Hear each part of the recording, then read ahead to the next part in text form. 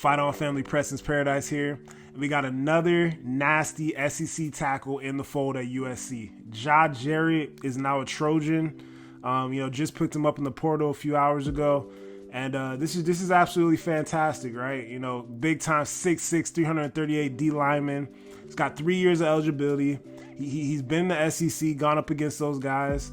And just fantastic. The best part about having, bringing in these more experienced or bigger guys that have competed in what I think is easily one of the top two conferences in America, no question, in the SEC, is the fact that now we're able to bring them into practice, right? Obviously they're on the team, but our offensive line, particularly our younger interior offensive linemen, are going to get so much better going up against a Keyshawn Silver and a Jah Jarrett on a daily basis. In spring, leading up to fall, leading up to the first game of next season, we're going to improve so much on both lines of scrimmage because that competition between, these big guys that we're bringing in and then the guys that we have on the offensive line that have been improving, throughout this year. And it's just iron sharpens iron. So that's fantastic. And I'm happy to see how those guys continue to improve and how we continue to improve on as a team. Another thing I was thinking of, right, because I know people have PTSD.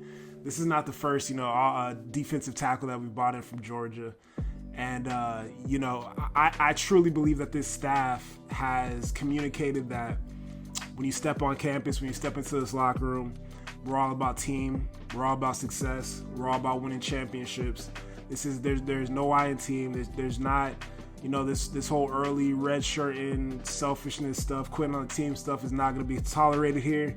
And just believe that the guys we're bringing in not only are quality on the field, but quality in a mental way where they know what to expect. They have the right mindset.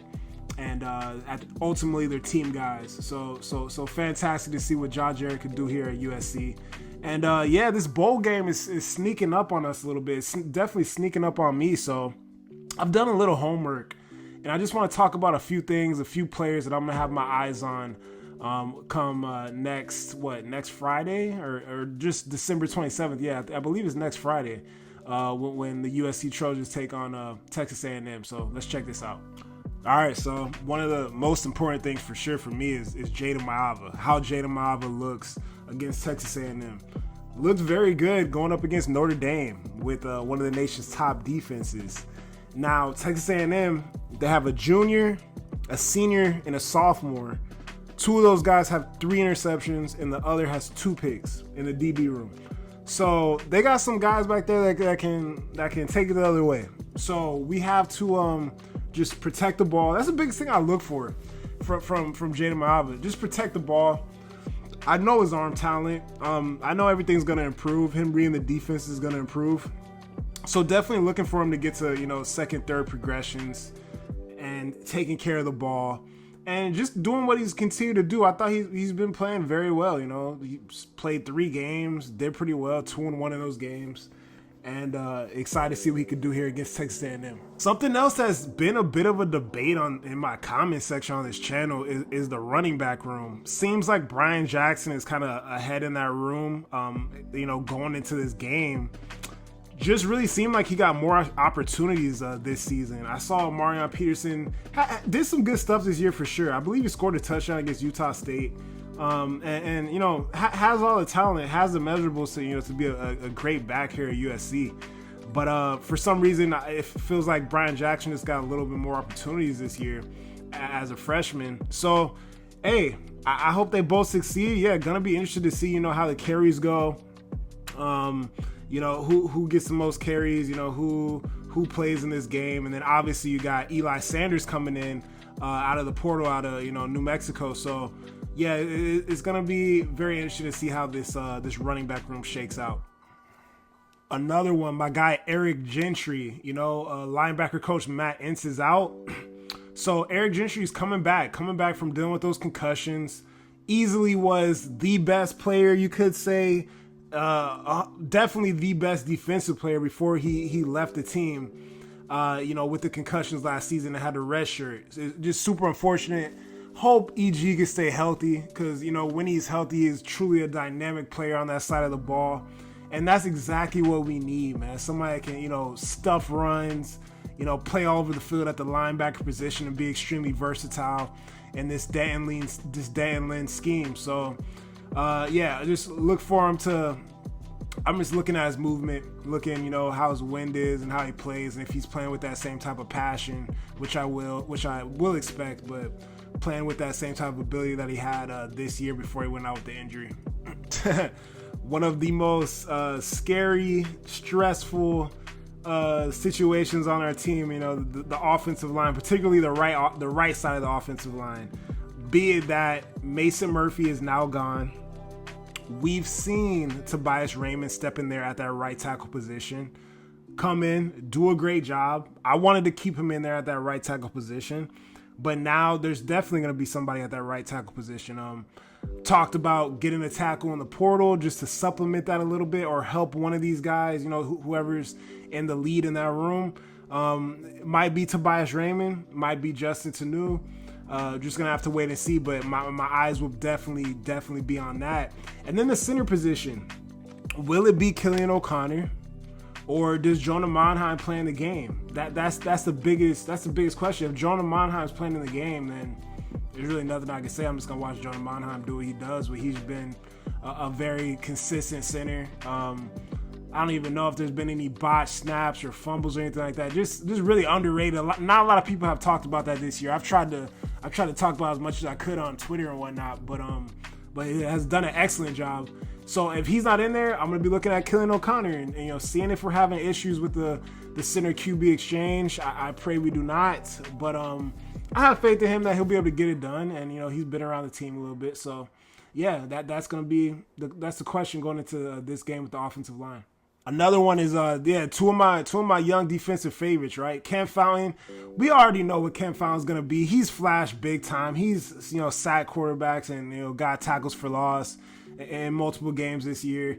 So just look for him to kind of come into his own, put on a little bit of a clinic, and and wreak some havoc on their quarterback. They also have a freshman quarterback in there, and it's a pretty good quarterback. Got 12 touchdowns, 4 interceptions on the season.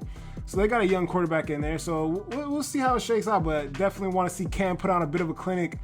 And then when it comes to linebackers, big favorite of mine, Elijah Newby. I believe this kid has all the ability in the world, to be a great linebacker here at USC. But depends, right? Does the Mason Cobb play? Does the Easton Mascarenas play? And then, you got Gentry coming back. So would love to see Elijah Newby get a few snaps in there, but I don't know. I don't know how it's going to play out, but definitely rooting for him and hope he gets in there. And then lastly, a couple of my favorite young DBs, and Marquise Gallegos, I remember watching Marquise Gallegos film coming out of high school. This guy was a 4-star DB, taking everything back, picking everything off, pick sixes left and right. And truly had that ball hawk ability, coming out of Sierra Canyon, that Sierra Canyon pipeline. Speaking while I'm here, Xavier Jordan on the offensive side of the ball from Sierra Canyon, also very interested to see what he does in this Texas A&M game. But Marquise Gallegos, there is that safety spot. Zion Branch is gone, and then you got to look at that spot where an Achille Arnold or Bryson Shaw was at. Do they play in this game? If they play in this game, then maybe not as many opportunities for the younger safeties. But if they're not going to play in this game, or, coaches just decide that they want to play some of the young underclassmen that have earned some opportunity, then, man, Marquise Gallegos is a true baller. Like, he's one of the dudes that silently I'm like, man, I can't wait for him to pop out. So we'll see what happens with him. And then Marcellus Williams, brother of ex-Trojan, Max Williams, former Trojan, not ex-Trojan, former Trojan Max Williams, and a guy that flashed in the spring game, had the interception, big time recruit, coming out of high school, and great head on his shoulders, and yeah, this guy's gonna be a very, very good cornerback. Depends on the cornerback position going into this game. I don't know if I see a Jalen Smith playing in this game. Maybe he does, maybe he doesn't. I would love to see all the players play. That would be fantastic. It's crazy that we have to even talk about this nowadays, like this. But that's just the reality of it. So Marcellus Williams, want to see him get some stuff done and make some plays out there. Coming up next Friday. So yeah, as far as Texas A&M goes, they're looking like missing a lot of defensive linemen going to the draft. Freshman quarterback, solid freshman dual threat quarterback. Some good running backs, right? I think they have a running back that has 10 touchdowns and one that has 9 touchdowns. And some secondary that can also read the quarterback's eyes and make some big time plays. So I'm gonna be dialed in on them a little bit more. I'm gonna watch some more film on them. And you guys have a good day. There's college football playoff stuff going on. I think SMU is playing Penn State right now, and it looks like to be a pretty good game. So appreciate you guys' support on this channel, man. You guys are truly the best. And to all the newcomers, I come here, I talk about ball, talk about USC football. If you enjoyed it, please like and subscribe to the channel. And this channel's only going to continue to get better. And I'm going to continue to improve on the content, continue to improve on myself. And I hope you guys have a fantastic day. Fight on, baby.